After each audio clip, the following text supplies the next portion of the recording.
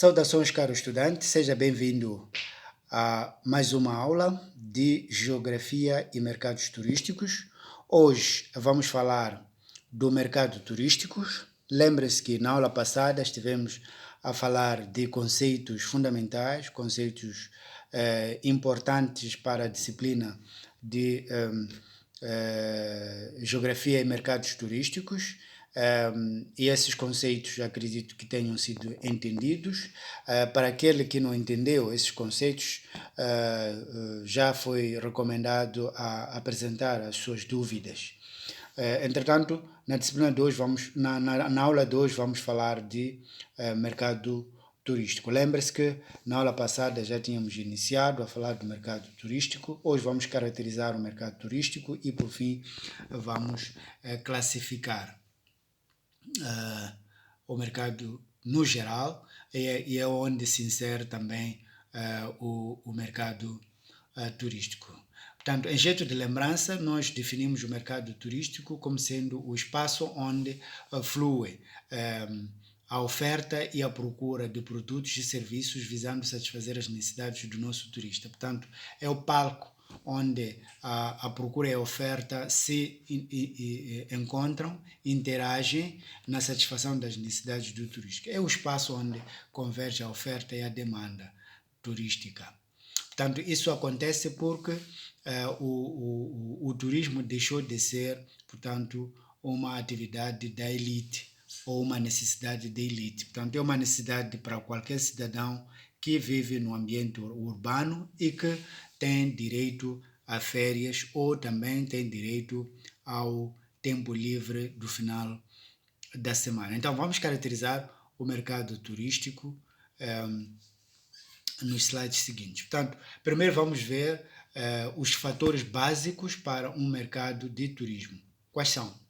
O primeiro fator é ter atrativos. Portanto, um determinado mercado, em primeiro lugar, deve ter atrativos, os atrativos turísticos.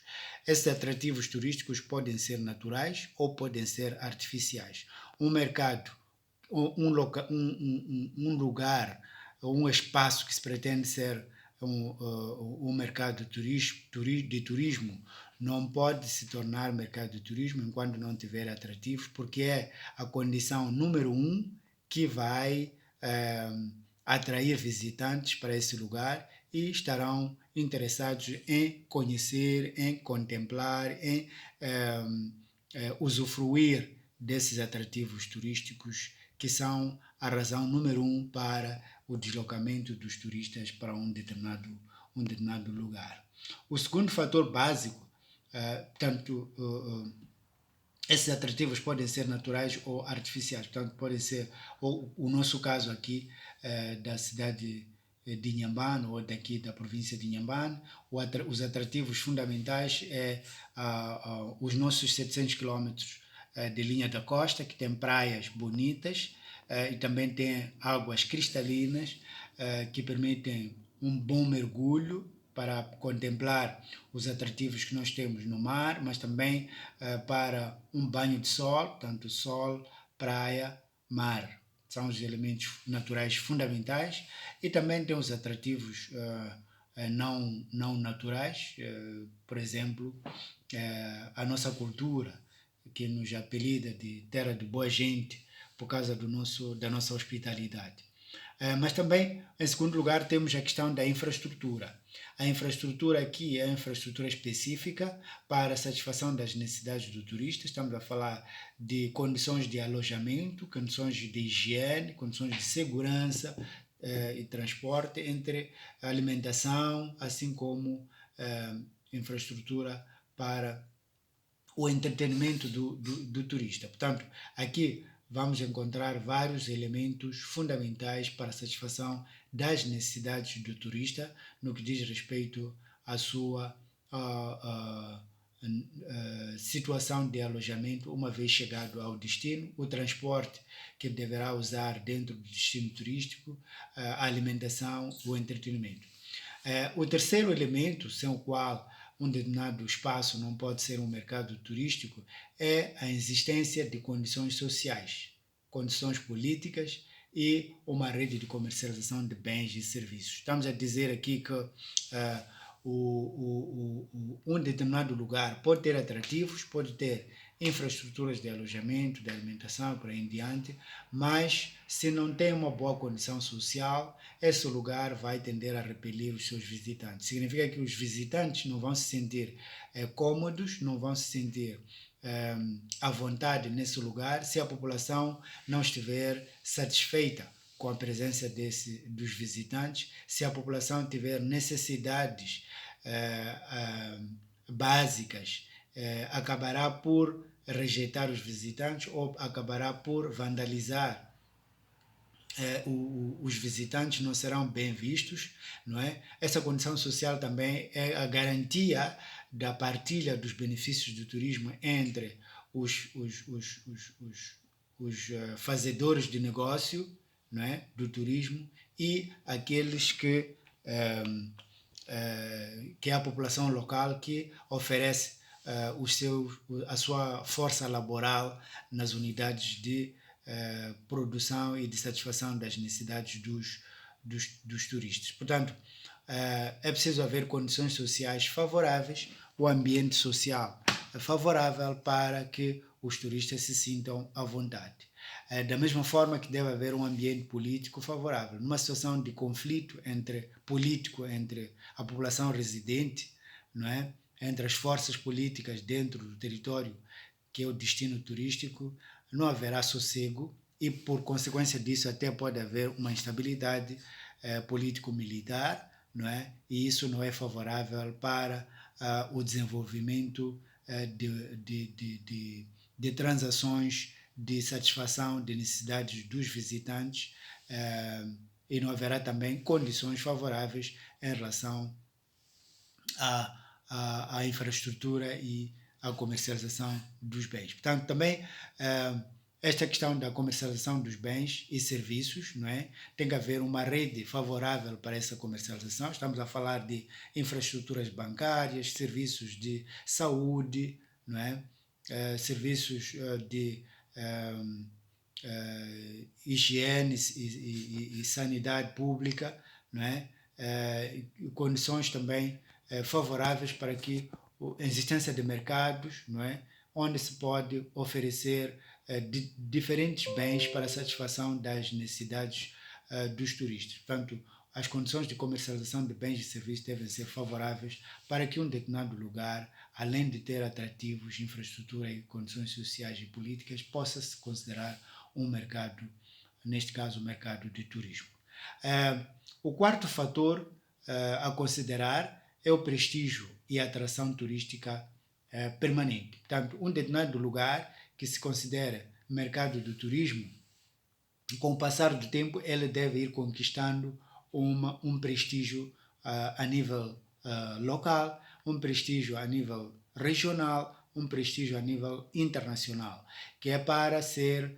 Lembre-se que o turismo é uma atividade de atrair clientes do seu local de residência para virem visitar um determinado destino turístico. Então, lá de onde vem, devem vir já com uma imagem construída do mercado que vão visitar, neste caso do destino onde vão visitar e vão usufruir dos serviços e produtos turísticos existentes.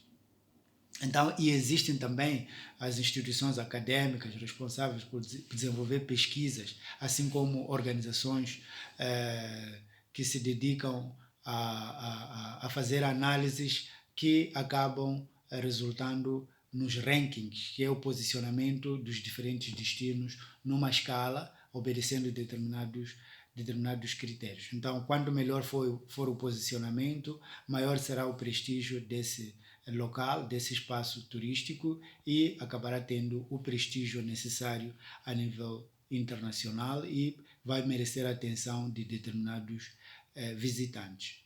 Em quinto lugar, temos o meio de transporte desenvolvido. Portanto, um mercado que possa ter atrativos, infraestruturas de alojamento, infraestruturas de alimentação, de entretenimento, por aí em diante, condições sociais, incluindo a própria infraestrutura de transporte, se os sistemas, e ter um prestígio, se os sistemas de transporte não são favoráveis, aí esse lugar poderá ter menor fluxo de turistas, poderá receber poucos turistas, eles não estarão satisfeitos com o sistema de transporte. Então tem que haver um sistema de transporte favorável. Estamos a falar de um sistema de transporte que interliga os diferentes modais, estamos o modo aéreo, portanto o transporte aéreo, que tenha uma boa frota de aviões, tenha relações comerciais entre diferentes companhias, tenha infraestruturas de terminais de transporte aéreo favoráveis, que funcionam, tenha também um sistema ferroviário que funcione como deve ser, assim como o transporte rodoviário que funcione como deve ser. Isso para garantir que o turista possa se deslocar ao destino e possa se deslocar dentro do destino turístico com menores dificuldades e possa sair desse lugar satisfeito, evitando por essa via uma situação de perder voos por causa da ineficiência de outros sistemas de transporte. Portanto, esses 5 fatores são fundamentais a serem considerados para que um mercado de turismo funcione como deve ser. Também temos as 3 premissas, temos as 3 premissas fundamentais para um mercado de turismo. A primeira premissa é que haja uma necessidade. Neste caso, a necessidade de viajar, a necessidade de contemplar os atrativos, a necessidade de usufruir do que o destino oferece. Portanto, a busca por determinado tipo de produto ou um determinado tipo de serviço, não é?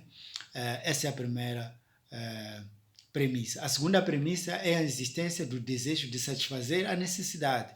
Portanto, eu posso ter necessidade, mas não ter o desejo de satisfazer essa necessidade de viajar, essa necessidade de um determinado produto, essa necessidade de um determinado serviço, não é? Então, é preciso haver o desejo de satisfazer a necessidade. Em terceiro lugar, eu posso ter a necessidade de viajar, posso ter o desejo de viajar, mas não ter a capacidade de compra. Portanto, a capacidade de compra acaba sendo a terceira premissa, que é a premissa fundamental para podermos satisfazer a necessidade que eu tenho desejo de satisfazê-la, não é? Eu posso não ter condições para comprar, não é? E a falta de condições para comprar significa adiar o meu desejo de satisfazer a necessidade. Então, tenho que ter capacidade de compra para poder satisfazer a minha necessidade. Isso pode ser através de moeda que eu tenha, portanto, que eu tenha dinheiro para viajar ou para gastar com as viagens, mas também pode ser através de crédito, que eu tenha condições de contrair um crédito, não é, bancário, para poder custear as minhas despesas de viagem, para poder pagar a posterior, não é? E garantir as transações que eu vou fazer ao longo da minha viagem. Preciso dessa capacidade de compra. A seguir vamos ver os elementos básicos que compõem o mercado turístico. Estamos a falar da demanda, estamos a falar da oferta, estamos a falar do espaço geográfico, estamos a falar também estamos a falar de operadores do mercado. Portanto, comecemos com a demanda. A demanda é formada por um conjunto de consumidores reais que já existem, são consumidores reais, ou então consumidores potenciais, aqueles que estão em condições de serem consumidores. Ainda não são consumidores, mas têm competência, têm meios, têm capacidade de compra para serem consumidores de bens e serviços do turismo. Enquanto que a oferta é composta pelo conjunto de produtos e serviços, assim como organizações envolvidas ativamente na satisfação das necessidades dos visitantes, neste caso dos turistas, não é? Portanto, a oferta é um conjunto de produtos e serviços existentes e também um conjunto de indivíduos e organizações que se dedicam à satisfação das necessidades do turista. Em terceiro lugar, o terceiro elemento básico é o espaço geográfico. O espaço geográfico é o palco, é o local onde ocorrem as transações, onde se encontra a oferta e a demanda. Portanto, esse espaço é fundamental, principalmente para o caso do turismo. O turismo é diferente de outras atividades comerciais, porque o turismo, para se consumir o produto turístico, o turista deve sair do seu local de residência para vir a este destino turístico. Este destino turístico é que é o espaço geográfico, é que é o palco onde ocorrem as transações de satisfação das necessidades dos turistas e também ocorre a própria oferta do turismo. Então tem que existir esse palco para ser visitado, para ser contemplado pelos visitantes. Entretanto, as transações financeiras associadas a este processo de interação entre a oferta e a demanda nem sempre ocorrem nesse espaço geográfico, devido a vários fatores. Isso está a acontecer por causa de Moçambique. Há alguns turistas que pagam as suas necessidades lá fora e chegam aqui em Moçambique, usufruem do produto turístico e não paga-se imposto.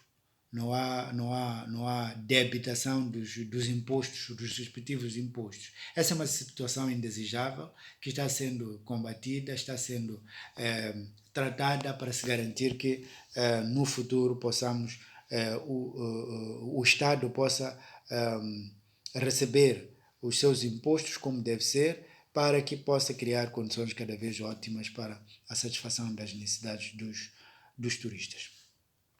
O outro elemento, que é o quarto e o último, são os operadores de mercado. Trata-se de empresas e instituições cuja principal função é facilitar as interrelações entre a demanda e a oferta. Estamos a falar aqui de intermediários. Aqueles que vão ter a disciplina de operações turísticas poderão falar muito bem dos intermediários, das transações de compra e venda de produtos e serviços turísticos. Estamos a falar de operadores de turismo, operadores turísticos, e também estamos a falar das agências de viagens, empresas de transporte também regular, que estão, ou então instituições públicas viradas a realizar atividades de marketing e de promoção dos destinos turísticos ou dos mercados turísticos. Portanto, os operadores do mercado, estamos a falar de intermediários, não são provedores de serviços. Os provedores de serviços são outros, são aqueles que oferecem alojamento, alimentação, entretenimento, transporte, não é? Esses são os provedores de serviços. Os operadores do mercado aqui referidos, estamos a referir àqueles que, desculpem a repetição, estamos a referir àqueles que fazem o negócio de intermediação da venda dos serviços e produtos no mercado do turismo. Passemos agora a falar das forças que influenciam o desempenho do mercado na competitividade. A rivalidade existente no setor, tanto os destinos ou os espaços turísticos, os destinos produtos turísticos que concorrem diretamente com o seu destino ou produto, ou seja, participam no mercado. Aqueles negócios que estão a competir no mercado, ou então os próprios destinos que competem. Por exemplo, o destino cidade de Inhambane, que pode estar a competir com o destino cidade de Vilanculos, né? Ou então um lodge A que está a competir com um lodge B e estão a competir também com um terceiro lodge, que é o lodge C. Portanto, aqui trata-se de negócios que estão a competir, ou então trata-se de espaços geográficos considerados mercados ou destinos turísticos que estão a competir. Portanto, rivalidade existente no setor. A segunda força que influencia o mercado é a ameaça de novos concorrentes. Portanto, os concorrentes que ainda não estão a operar no mercado, mas estão a se preparar para entrar no mercado e podem ameaçar o negócio daqueles que já estão estabelecidos no mercado. Isso pode influenciar, de certa forma, o desempenho de um determinado mercado turístico, e esses concorrentes potenciais poderão entrar no mercado a qualquer momento, a curto, médio ou a longo prazo, e influenciarem o negócio do turismo nesse determinado mercado.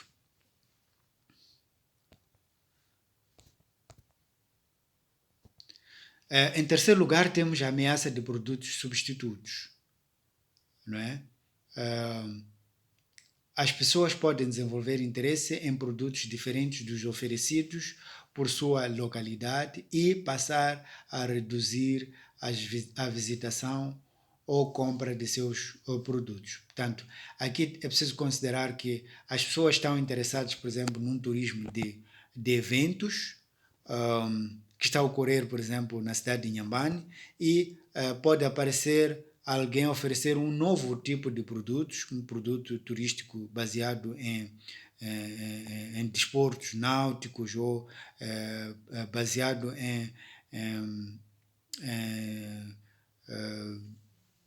turismo de negócios ou um outro turismo de lazer e que pode substituir um produto que estava a ser oferecido. A quarta ameaça pode ser devido ao aumento do poder de barganha dos compradores, portanto, influência que os compradores exercem na lucratividade do turismo. Portanto, é o caso dos operadores turísticos que, pela sua capacidade de compra, não é, acabam influenciando o desempenho do mercado através de compras massivas, elevadas ou influenciando os preços que são praticados nesse determinado mercado. 5 é o aumento do poder de barganha dos fornecedores.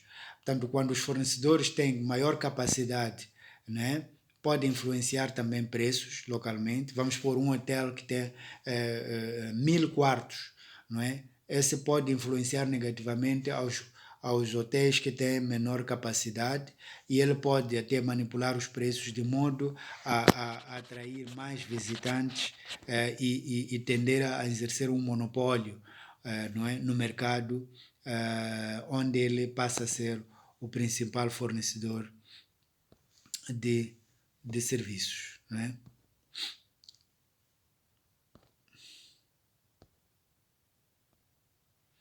Passemos para a tipologia de mercados. Existem várias formas de classificar os mercados, não é? E essas formas de classificação normalmente é em função dos interesses de quem elabora ou de quem cria esse tipo de classificação. Quanto à concorrência, existem os chamados mercados de competição perfeita ou de concorrência perfeita. Esse tipo de mercado é caracterizado por grande número de vendedores e compradores que não têm nenhuma relação entre eles, oferecendo produtos homogéneos, portanto, o mesmo tipo de produtos, e estão a competir em condições de igualdade de circunstâncias, não é? Enquanto que a concorrência imperfeita é caracterizada pela existência de muitos compradores e vendedores que agem de forma independente e com produtos diferenciados. Enquanto na concorrência perfeita temos mesmos produtos e igualdade de circunstâncias, aqui temos diferentes tipos de produtos e os diferentes vendedores e compradores que agem de forma independente.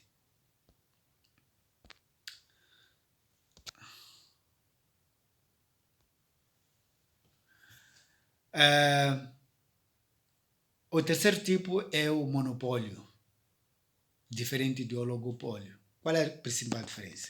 No monopólio existe só uma empresa que tem muitos compradores pequenos. Não tem substituto próximo para o produto e é impossível a entrada ou a penetração de novas empresas neste mercado. Portanto, ele exerce o monopólio, ele dita o preço, ele oferece a todos os pequenos que lá existem, compradores. Enquanto que no oligopólio, que é caracterizado por poucos vendedores, grandes fornecedores que podem ser diferenciados ou homogêneos. A entrada de novas empresas é difícil. Enquanto lá temos um fornecedor para vários compradores, aqui temos poucos grandes fornecedores para um número maior de compradores. Portanto, temos 2 ou 3 2 ou 3 empresas que estão a exercer um controle efetivo do mercado, por exemplo, oferecendo alojamento nesse lugar, ou oferecendo serviços de entretenimento, como mergulho, ou atividades de mergulho, ou então espetáculos e outro tipo de eventos, não é? Para o caso do turismo. As outras classificações pode ser através de características do mercado em relação à competência dos compradores, não é?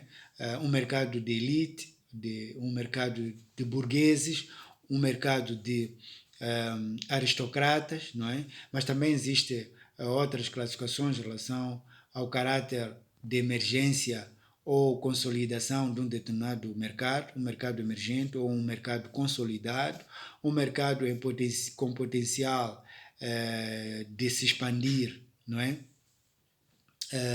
Muito evidente, não é? Mas também temos em último lugar, mas não menos importante, é a classificação de mercados em função de suas características próprias ou de motivação de viagens. Estamos a falar aqui de mercados que estão diretamente ligados aos diferentes tipos de turismo, não é? O mercado do turismo de lazer, o mercado do turismo cultural, o mercado do turismo de contemplação, um mercado de turismo de desportivo, um mercado de turismo de negócios, um mercado de turismo rural, um mercado de turismo de áreas de conservação, um mercado de turismo, de diferentes tipos de turismo que vocês conhecem melhor do que eu posso enumerar neste momento. Portanto, a nossa aula termina por aqui. Para qualquer dúvida ou sugestão ou contribuição, podemos usar os meios que já são conhecidos, o YouTube, o WhatsApp ou o e-mail. Portanto, aqui termina a nossa aula. Muito obrigado por ter assistido a esta aula e aguardo pelos seus comentários. Até a próxima aula. Tchau, tchau.